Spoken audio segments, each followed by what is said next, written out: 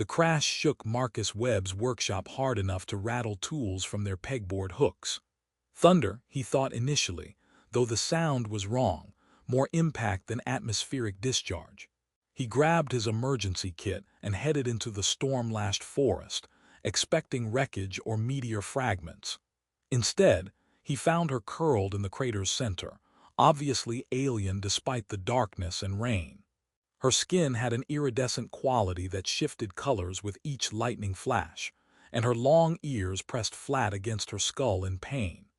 But what captured Marcus's attention were her wings, magnificent structures of bone, membrane, and bioluminescent tissue, now shattered beyond recognition. She was trying to crawl from the crater, barely conscious, when Marcus approached with hands visible and voice calm. "Easy, I'm here to help." She didn't understand, but when she collapsed, he carefully lifted her.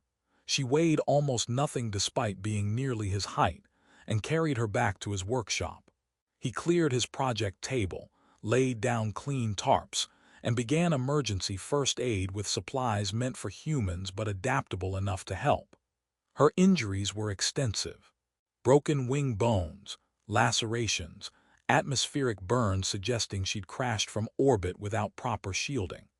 Marcus worked methodically, the same focus that had gotten him through field medicine in his military days, trying not to think about how completely illegal and impossible this situation was. By dawn, she was stabilized but unconscious. Marcus looked at her shattered wings, structures so beautiful even destroyed, and wondered what the hell he'd just gotten himself into. He decided he'd figure it out, one problem at a time. That's how he'd always worked best. When she woke 2 days later, the fear in her crystalline eyes was overwhelming. She tried to spread her wings instinctively, a defensive posture, Marcus guessed, and the pain that crossed her face when they barely moved was devastating to witness. "Easy," Marcus said, keeping his distance.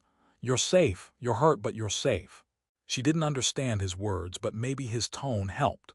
Over the following days, communication developed through gestures and drawings. Her name was Aelia, a musical sound he could barely reproduce. She was Seraph, a scout whose ship had malfunctioned, whose emergency pod had burned through its heat shielding during Earth descent.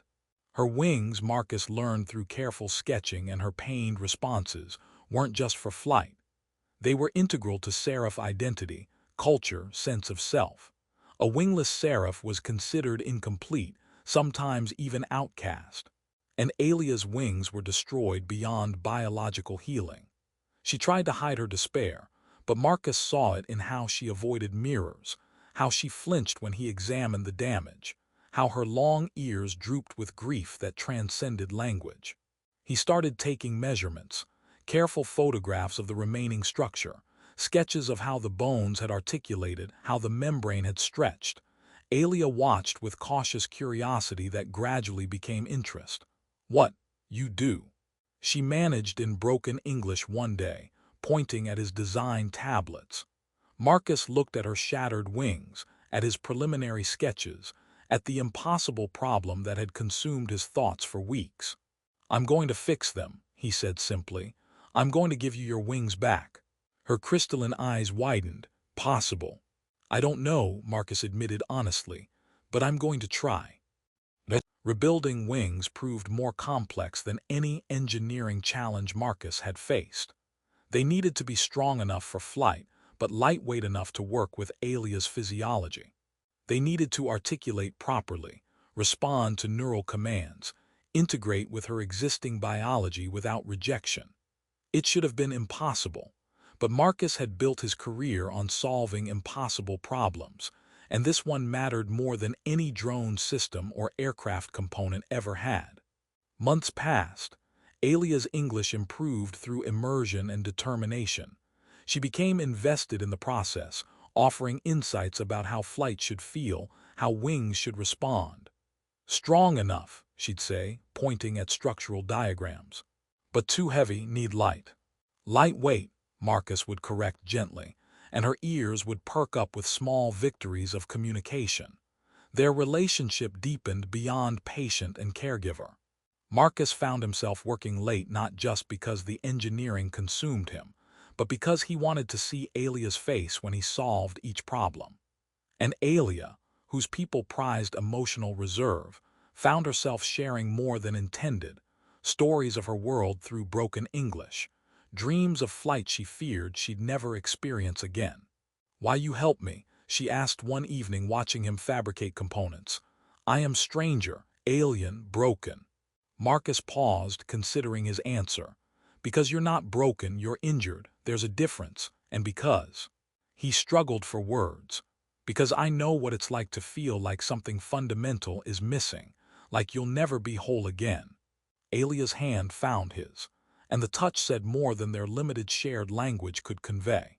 The breakthrough came at 3 in the morning. Modular wings with titanium alloy structure, synthetic membrane for flexibility, integrated micromotors for articulation, and fiber optic threads to reproduce bioluminescent patterns. Insane, impossible, exactly what she needed. Building them took 4 more months. Aelia helped where she could, her fluent English allowing real collaboration. The attachment procedure happened in Marcus's workshop, both of them terrified.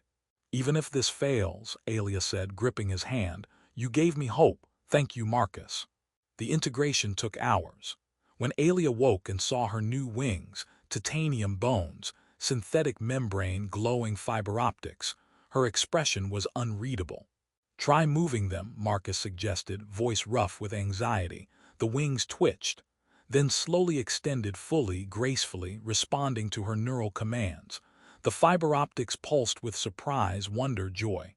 "They work," she whispered. Then louder, "Marcus, they work." The first flight attempt came a week later in a clearing near the workshop.